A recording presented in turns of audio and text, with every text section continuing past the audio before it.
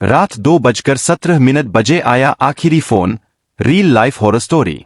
साल 2019 की बात है। उत्तर प्रदेश के एक छोटे से गांव में रहने वाला 24 वर्षीय रवि एक निजी कंपनी में नाइट शिफ्ट में काम करता था। उसकी ड्यूटी रात 10 बजे से सुबह 6 बजे तक रहती थी।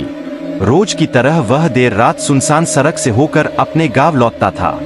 गांव तक पहुंचने के लिए उसे लगभग 12 किलोमीटर लंबा रास्ता तय करना पड़ता था। उस रास्ते के दोनों ओर खेत, पुराने बरगद के पेड़ और एक सूखी नहर थी। रात के समय वहां शायद ही कोई दिखाई देता था। गांव के बुजुर्ग अक्सर उस सड़क के बारे में अजीब बातें करते थे।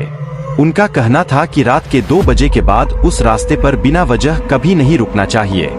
कई लोगों ने वहां किसी अनजान औरत को सफेद कपड़ों में देखने का दावा किया था। रवि इन बातों पर कभी विश्वास नहीं करता था। उसे लगता था कि यह सब लोगों की कल्पना है। एक शनिवार की रात कंपनी में अचानक मशीन खराब हो गई। काम खत्म होते होते रात के 2 बज गए। रवि ने हेलमेट पहना, बाइक स्टार्ट की और घर की ओर निकल पड़ा। रास्ते में हवा असामान्य रूप से ठंडी थी। पेड़ों की शाखाएं बिना हवा के भी हिलती हुई महसूस हो रही थीं। कुछ दूर जाने के बाद सड़क के किनारे बैठे कुत्ते अचानक उसकी तरफ देखने लगे। वे भौंक नहीं रहे थे, बस एकटक उसे घूर रहे थे। रवि को थोड़ा अजीब लगा, लेकिन वह आगे बढ़ता रहा। ठीक 2:17 पर उसका मोबाइल बज उठा। स्क्रीन पर लिखा था, माँ कॉलिंग। रवि मुस्कुराया और कॉल रिसीव कर ली। हाँ माँ, बस 10 मिनट में पहुंच रहा हूँ। दूसरी तरफ से कोई जवाब नहीं आया। सिर्फ धीमी धीमी सांसों की आवाज सुनाई दे रही थी। रवि ने फिर कहा, माँ, सुन रही हो? कुछ सेकंड की खामोशी के बाद बहुत धीमी और कांपती हुई आवाज आई, रवि, पीछे मत देखना। आवाज सुनकर उसके पूरे शरीर में सिहरन दौड़ गई। वह माँ की आवाज जैसी थी, लेकिन उसमें कुछ ऐसा था जो बिल्कुल सामान्य नहीं था। उसने घबराकर कॉल काट दी। कुछ ही सेकंड बाद फिर वही कॉल आ गई। इस बार उसने रिसीव नहीं किया, लेकिन मोबाइल लगातार बजता रहा। आखिर उसने फिर कॉल उठा ली। इस बार आवाज और साफ थी, जो भी हो, पीछे मत देखना, जल्दी घर पहुंचो। रवि ने कुछ पूछना चाहा, लेकिन कॉल अपने आप कट गई। अब उसे ऐसा महसूस होने लगा कि बाइक पहले से भारी हो गई है, जैसे पीछे कोई बैठ गया हो। उसने हिम्मत करके रियर व्यू मिरर में देखा। उसे कुछ पल के लिए 2 सफेद चमकती आंखें दिखाई दी। उसके बाद मिरर पूरी तरह काला हो गया। उसका गला सूख गया। उसने तेजी से एक्सेलरेटर घुमाया।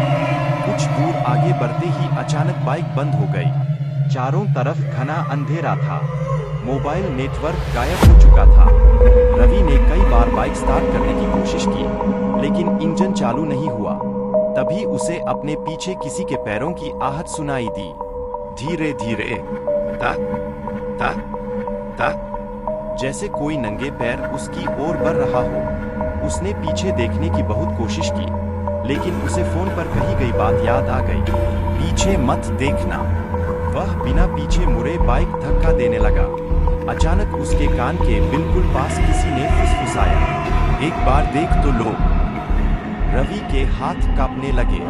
उसने आंखें बंद की और तेज तेज कदम बढ़ाने लगा। करीब 5 मिनट बाद अचानक बाइक अपने आप स्टार्ट हो गई। उसने बिना रुके पूरी रफ्तार से गांव की ओर बाइक दौड़ा दी। घर पहुंचते ही उसने राहत की सांस ली, लेकिन असली डर तो अभी बाकी था। घर के अंदर पहुंचकर उसने माँ से पूछा, आपने मुझे रास्ते में फोन क्यों किया था? माँ ने हैरानी से अपना मोबाइल दिखाया। मोबाइल की बैटरी रात 10 बजे ही खत्म हो चुकी थी। रवि ने कॉल हिस्ट्री दिखाई। सभी लोग चौंक गए। कॉल सचमुच माँ के नंबर से आई थी। अगले दिन वह मोबाइल कंपनी के सर्विस सेंटर गया। उन्होंने रिकॉर्ड चेक किया। रिपोर्ट में साफ लिखा था, उस समय उस नंबर से कोई कॉल नहीं की गई थी। रवि ने खुद को समझाया कि शायद कोई तकनीकी गड़बड़ी रही होगी, लेकिन उसके बाद हर रात ठीक 2:17 बजे वही कॉल आने लगी। कभी माँ के नाम से, कभी पापा के नाम से, कभी उसके अपने ही नंबर से। वह अब किसी कॉल का जवाब नहीं देता था। एक रात अचानक हिम्मत करके उसने कॉल रिसीव कर ली। दूसरी तरफ वही धीमी आवाज थी, आज पीछे देखना। रवि का दिल जोर जोर से धड़कने लगा।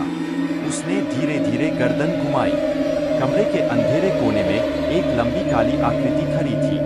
उसका चेहरा दिखाई नहीं दे रहा था, बस दो सफेद चमकती आंखें उसे घूर रही थी।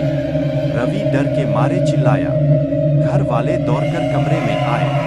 लाइट जलते ही वहां कोई नहीं था, लेकिन दीवार पर गीले पैरों के निशान साफ दिखाई दे रहे थे, जो कमरे के बीच तक आकर अचानक गायब हो जाते थे।